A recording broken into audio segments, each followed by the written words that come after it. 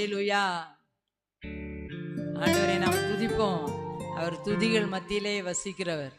2-3 பேர் எங்கே இருக்கிறோமோ அந்த இடத்துல அவர் இருக்கிறார்.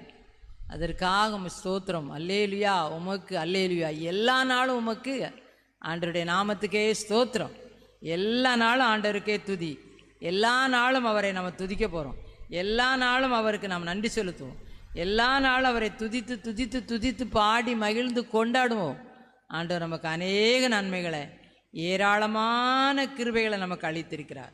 அந்த கிருபைகளுக்காக ஆண்டவருக்கு நம்ம எல்லாரும் ஆண்டவரை வாய் திறந்து நம்ம நன்றியோடு துதிக்க போகிறோம். துதிக்கிறோம் துதிக்கிறோம் துதிக்கிறோம் துதிக்கிறோம்.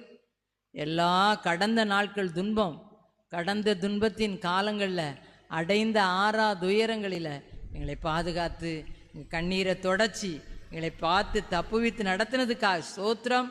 தொடர்ந்து நடத்த போகிற தயவுக்காக ஸ்தோத்திரம். இம்மட்டும் எங்களை நடத்தினீர்.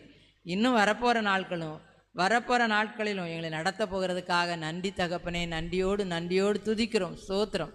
துதிப்பேன் தேவனே. துதிகள் மத்தியிலே வசிக்கிறவரே உமக்கு நன்றி செலுத்துகிறோம்.